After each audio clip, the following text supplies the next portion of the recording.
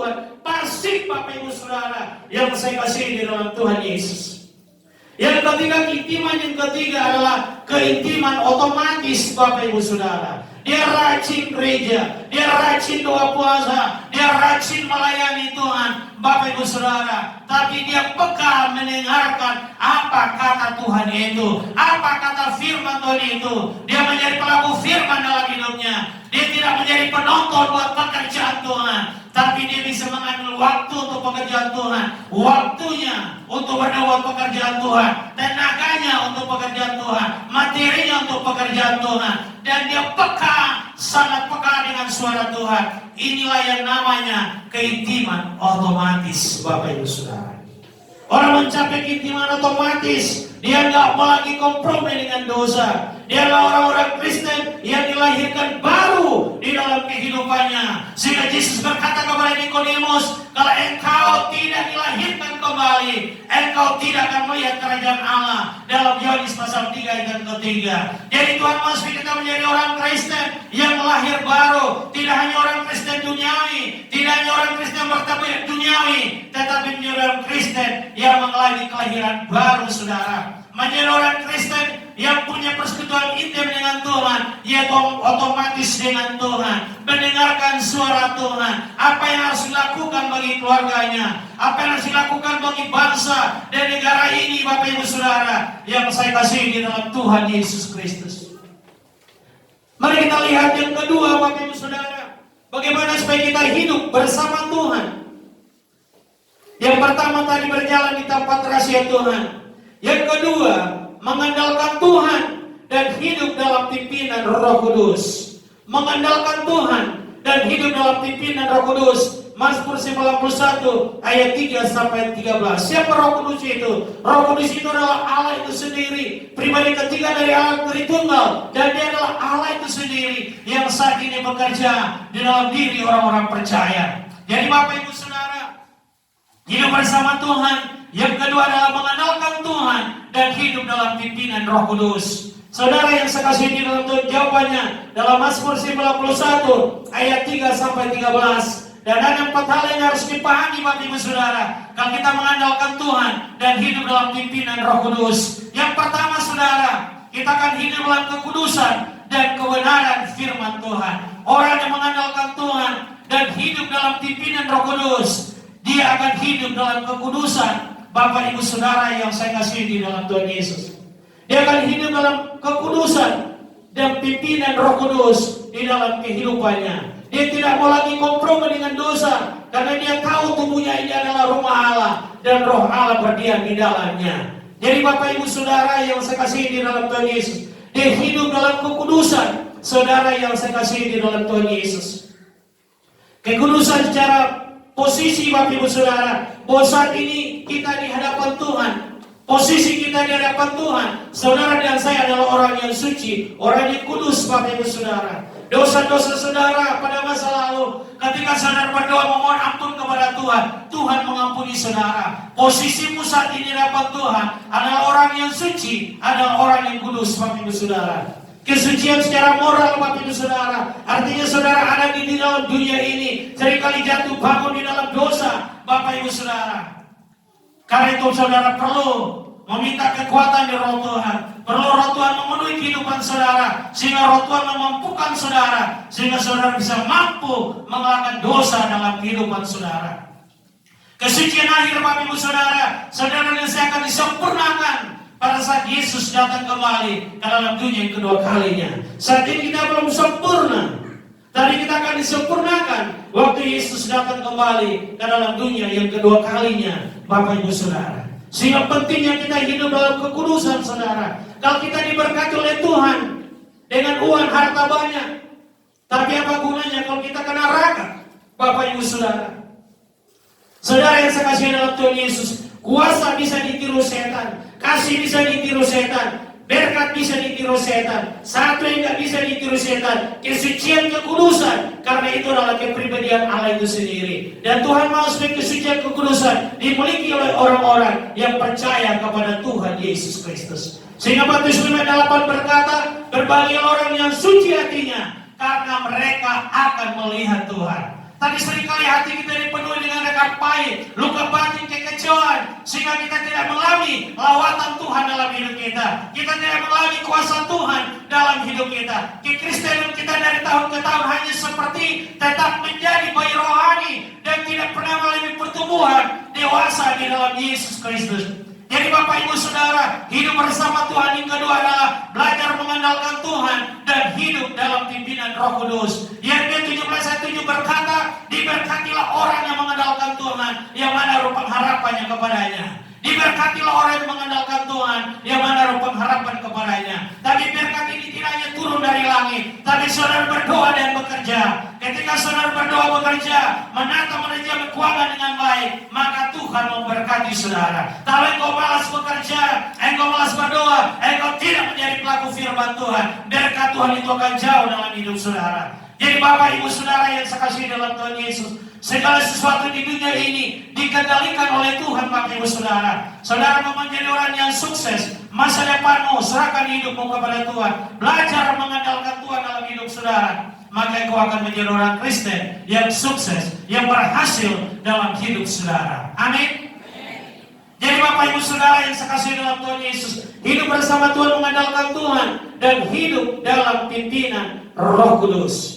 Jadi orang yang hidup mengandalkan Tuhan dalam pimpinan Roh Kudus yang pertama, dia akan hidup dalam kekudusan dan kebenaran firman Tuhan.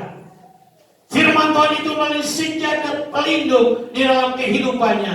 Dia memiliki iman yang teguh. Dengan iman Bapak Ibu Saudara, penyakit dikalahkan dalam nama Yesus. Dengan iman Tuhan memberikan jalan keluar di dalam pergumulan hidupnya. Dan iman itu bertumbuh oleh karena pendengaran akan firman Tuhan. Ada amin? Berikan kemuliaan bagi Yesus. Mari kita lihat yang kedua, mengandalkan Tuhan dan hidup dalam pimpinan Roh Kudus. Selalu berdoa, memuji dan menyembah Tuhan Bapak Ibu Saudara. Orang yang mengandalkan Tuhan, yang hidup dalam pimpinan Roh Kudus, akan selalu berdoa Bapak Ibu Saudara, memuji dan menyembah Tuhan. Kenapa dia harus berdoa Bapak Ibu Saudara? Karena dengan berdoa Tuhan memberikan kekuatan kepadanya. Dengan berdoa dia bisa dapat menangkap visi Tuhan. Dengan berdoa Bapak Ibu Saudara yang saya kasih di dalam Tuhan Yesus, dia akan mengalami mujizat Tuhan dalam hidupnya. Dengan berdoa Bapak Ibu Saudara, persoalan yang tidak mungkin bagi manusia mungkin bagi Allah Bapak Ibu Saudara. Jadi Bapak Ibu Saudara yang saya kasih di dalam Tuhan Yesus, hal yang kedua Bapak Ibu Saudara, orang mengandalkan Tuhan dan hidup dalam pimpinan Roh Kudus, selalu berdoa Bapak Ibu Saudara, memuji Tuhan. Kenapa kita terus memuji Tuhan? Dengan memuji Tuhan memberikan kita ketenangan. Memuji Tuhan Bapak Ibu, hadirat Tuhan akan hadir di atas pujian dan penyembahan kita. Sehingga kita berkata Yohanes 4:23-24, di akhir zaman Allah menuntut penyembah-penyembah yang benar, yaitu menyembah Bapa dalam roh dan kebenaran. Artinya penyembahan kita nggak bisa keluar dari kebenaran firman Tuhan. Penyembahan kita nggak bisa keluar dari Yesus Kristus menjadi sumber penyembahan itu. Jadi Bapak Ibu Saudara yang saya kasih di dalam Tuhan Yesus, Allah mau mengajar kita sebagai gereja Tuhan di akhir zaman harus bangkit dalam pujian, penyembahan, bangkit di dalam doa saudara, bangkit di dalam penginjilan Bapak Ibu Saudara, sehingga banyak orang datang kepada Yesus Kristus. Amin. Saudara yang saya kasih dalam Tuhan Yesus, yang ketiga, kalau kita mengandalkan Tuhan dan hidup dalam pimpinan Roh Kudus, yang ketiga, ada perlindungan dari Tuhan Bapak Ibu Saudara. Kalau engkau mengandalkan Tuhan, engkau hidup dalam pimpinan Roh Kudus. Poin yang ketiga berkata, ada perlindungan daripada Tuhan. Dan Alkitab berkata kepada kita hari ini, bahwa terhadap penyakit sampar yang berjalan di dalam gelap, terhadap penyakit menular yang mengamuk di waktu petang, walau 1.000 orang reba di sisimu dan 10.000 di sebelah kananmu, tetapi itu tidak akan menimpamu. Alkitab berkata Bapak Ibu Saudara, kalau engkau mengandalkan Tuhan, engkau hidup dalam pimpinan Roh Kudus, engkau berjalan dalam kebenaran firman Tuhan, ada perlindungan daripada Tuhan Yesus Kristus. Penyakit sampar dan menular akan menjauh daripadamu Bapak Ibu Saudara. Penyakit COVID-19 akan lari ketakutan melihat kehidupanmu. Kalau engkau berjalan dalam kebenaran firman Tuhan, engkau mengandalkan Tuhan, engkau hidup dalam pimpinan Roh Kudus. Alkitab berkata hari ini, penyakit sampar dan penyakit menular menular, akan menjauh dari hidupmu, akan menjauh dari keluargamu, akan menjauh dari anak-anakmu. Kalau engkau mengandalkan Tuhan, engkau berjalan di dalam kebenaran firman Tuhan. Tapi orang-orang Kristen yang tidak berjalan dalam kebenaran firman Tuhan, yang mengaku percaya kepada Yesus, tapi hatinya jauh daripada Tuhan, dia akan selalu dihantui dengan ketakutan. Jangan-jangan aku kena COVID, jangan-jangan suamiku kena COVID, jangan-jangan anakku. Dia akan hidup dalam ketakutan, Bapak Ibu Saudara, yang saya kasih di dalam Tuhan Yesus. Kenapa? Karena dia tidak percaya akan kuasa dan perlindungan daripada Tuhan Yesus Kristus. Amin. Jangan kita berkata kalau engkau mengandalkan Tuhan, Bapak Ibu Saudara, engkau mengandalkan Tuhan, engkau hidup dalam pimpinan Roh Kudus, ada perlindungan daripada Tuhan Yesus. Ada perlindungan kepada bisnismu, ada perlindungan dalam rumah tanggamu, ada perlindungan dalam masa depan anak-anakmu. Engkau tidak perlu takut, Bapak Ibu Saudara, karena Tuhan akan buka jalan bagi pergumulan hidup anak-anakmu. Ada amin, Bapak Ibu Saudara? Hari ini kita dihantui dengan ketakutan, karena itu Yesus berkata di dalam firman-Nya, Yohanes 41:10, jangan takut sebab aku menyertai kau, jangan bimbang sebab aku Allahmu. Kita seringkali takut seolah-olah Tuhan itu tidak peduli dengan kita, seolah-olah Tuhan itu meninggalkan kita, Bapak Ibu Saudara. Tapi kalau hari ini saya mau berkata, kalau engkau punya waktu persekutuan yang intim dengan Tuhan, engkau selalu berdoa menyembah, engkau berjalan dalam pimpinan Roh Kudus, engkau mengandalkan Tuhan dalam hidupmu, perlindungan Tuhan selalu berlaku dalam keluargamu. Dan Alkitab berkata hari ini, Bapak Ibu Saudara, penyakit sampar dan menular disingkirkan dari hidupmu. Tapi engkau gak peduli Tuhan, kemana-mana hantu kawanmu. Kalau hantu kawanmu, semua pintu berkat ditutup bagi saudara. Kalau hantu kawanmu, engkau akan khawatir, engkau akan ketakutan luar biasa bagi saudara, dan meninggal bukan karena COVID-19, karena faktor ketakutan. Saking takutnya gak ada waktu lagi untuk berdoa, Bapak Ibu Saudara. Berdoa gak bisa, Bapak Ibu Saudara, tapi jualan bisa, nongkrong di kedai kopi bisa, Bapak Ibu Saudara. Tapi ditanya dia mau masuk surga. Orang-orang seperti di surga itu menjauh daripada hidupnya. Jadi Bapak Ibu Saudara yang saya kasih di dalam Tuhan Yesus Kristus, kalau kita mengandalkan Tuhan di dalam pimpinan Roh Kudus, yang ketiga ada perlindungan dari Tuhan, yaitu di mana penyakit sampar dan menular menjauh daripadamu.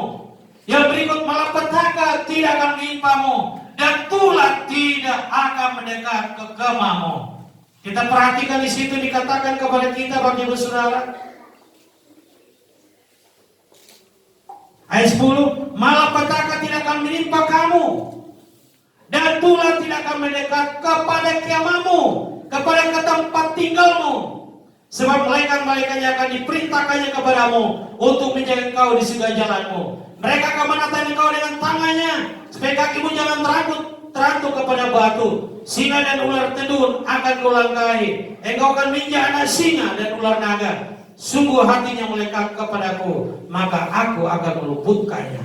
Aku akan membentenginya, sebab ia mengenal namaku. Hatimu harus melekat kepada Tuhan. Kalau hatimu melekat kepada harta, hatimu melekat kepada perzinahan, hatimu melekat kepada dosa saudara, maka engkau akan dihancurkan oleh Tuhan. Engkau akan menjadi mangsa setan. Alkitab berkata ini, pastikan hati suami harus melekat kepada Tuhan, hati istri harus melekat kepada Tuhan. Karena itu cari suami yang hatinya melekat kepada Tuhan.